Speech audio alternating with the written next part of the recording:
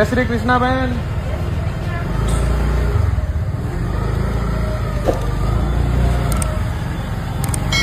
કેટલા વાગે આવશો તમે?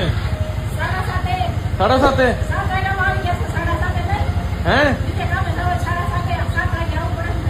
પછી બીજી જગ્યાએ જાવ છો? હે?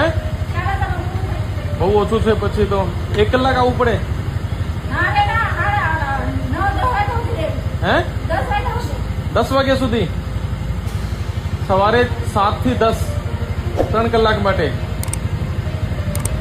બહુ સરસ છે. તો તમે એકલા સફાઈ કરો છો? એકલા જ? બેન છે અંદર? ઓકે.